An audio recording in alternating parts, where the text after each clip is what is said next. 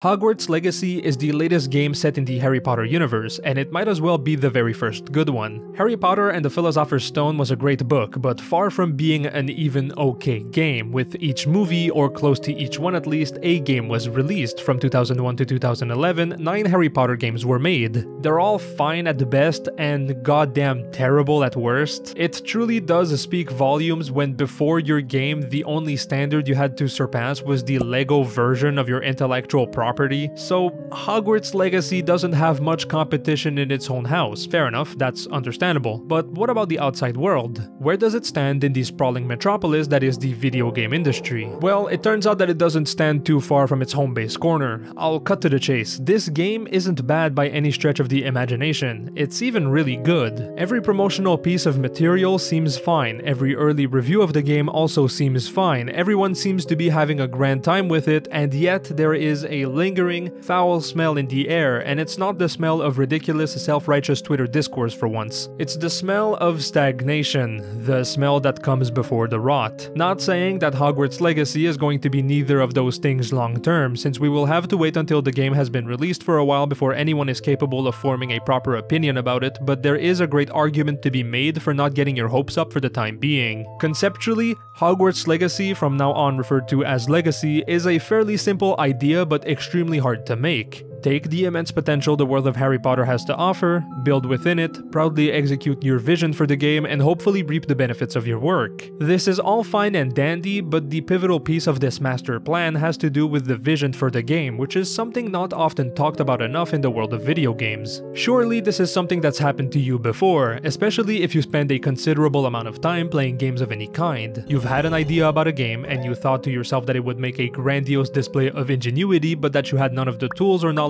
necessary to make such a display, so you gave up on it only a few moments later. This is the vision. It's the core idea of what a game looks like. The difference between your ideas, however, and the ones that are often recognized to be some of the most well-realized is often the quality of the idea itself.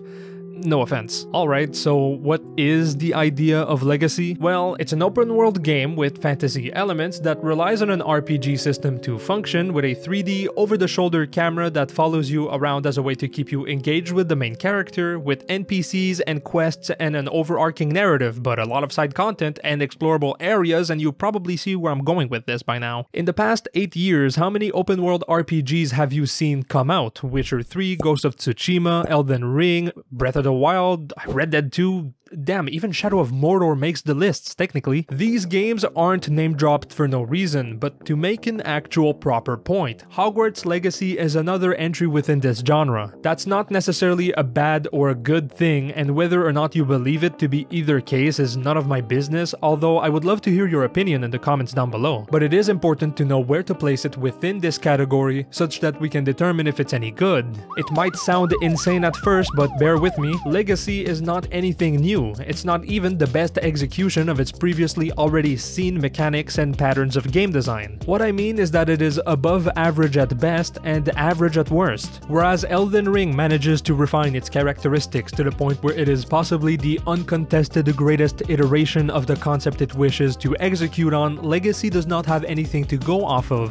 There is no canon of Harry Potter game well established enough to improve upon it. It has to build everything from the ground up. Same goes for when it is compared to Red Dead 2 and Witcher 3, they had something to improve upon, but Legacy is the first of its name. Whereas Ghost of Tsushima is an incredible blend of story and mechanics, both inspiring the design of the other, Legacy takes inspiration for its mechanics from other games, notably Witcher 3 with its color system, potions, open world exploration. Hell, even the UI is similar to some extent. Whereas Shadow of Mordor displays incredible technology and serves as a proof of concept that other developers can look back upon as a source of inspiration, Legacy doesn't have anything which makes it stand out. Same goes for when it's compared to Breath of the Wild. The Cambridge Dictionary states that the word stagnation is defined as such, a situation in which something stays the same and does not grow and develop. Legacy is the embodiment of stagnation in the world of open world RPGs. That doesn't mean that a stagnant situation cannot be great. You can stay stagnant at a great spot. It just means that it won't get better, however great it already is. But there is an innate proclivity to believe that stagnation is bad, we like growth and we enjoy it when things get better. It is no different with video games and their achievements in terms of gameplay, story, or technology. And that's for a good reason. Stagnation, unlike growth, leads slowly but surely to entropy.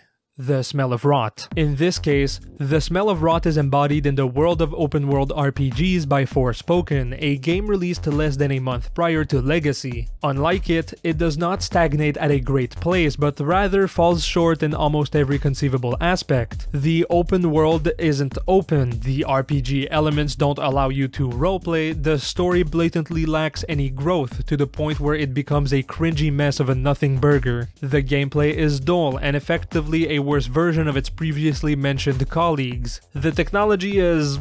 well, you can barely make the game run smoothly at 60 FPS on a nuclear warship. Elaboration is not needed. So what does Forspoken have to do with Legacy? They are completely different games, and the former is much worse than the latter. It is almost a crime to put them side by side, and yet here lies the crux of this entire video. Hogwarts Legacy is only one step away from being Forspoken. The only reason why Forspoken is in the state it is right now and why Legacy is in the state it is right now is because one was aware of where the line was and not the other. Legacy doesn't push any boundaries. In fact, it barely manages to provide an experience that can be satisfactory. It doesn't have the difficulty of Elden Ring, but it sure as hell also doesn't have its complexity. You have 16 spells and about 7 or 8 actions you can do throughout the entirety of the game. That's it. While it is not a bad amount, it appears to be quite low for a AAA title. Red Dead 2 had what, 50 or so weapons, and I wouldn't even consider it to be that big of a package. The software/mechanics of the game are fine, but nothing more. The proof lies in the students barely interacting with you. Okay, neat, it can run on 4K, but it doesn't bring anything new to the table in terms of functionalities. Shadow of Mordor had a whole system where enemies you defeated would lead to consequences in other related enemies later down the line. Breath of the Wild was arguably incredibly impressive, as it was able to run on the horrendous Switch hardware beautifully, too. The narrative is okay, but most of its value is to be found within its lore. It's very reminiscent of The Witcher 3, but unlike it, you are solely dedicated to progressing the story through the use of NPCs. No wandering around until you accidentally fall onto someone or something that can change the tide of the entire story. You are on a railroad, my friend, and the ride only stops at the very end of the game.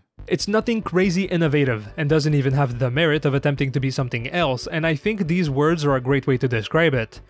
Good enough. The difference between Forspoken and Legacy is that Forspoken says, I don't care. This leads me to the final point of the video. Because the bar is so low with Harry Potter games, Good Enough appears as though it is the greatest that's ever been. This is a dangerous trap to fall into, especially because this game is not cheap. At $80 retail price, it is worth it to make a clear and informed decision on whether or not you should buy it. This game is good, sure, but it doesn't bring anything new to the table, as it has already been said multiple times before. So should you buy it? Just like with many things, maybe. If you are a Potterhead and you cannot wait any longer, then as an avid fan of the universe, go for it. But if you think this game is neat because you saw your favorite streamer play it, or because your friends have it on their wishlist, or dare I say because there is nothing better for you to buy, then wait until it is on sale. In the meantime, feel free to consider subscribing to the channel for more videos. Thank you for watching.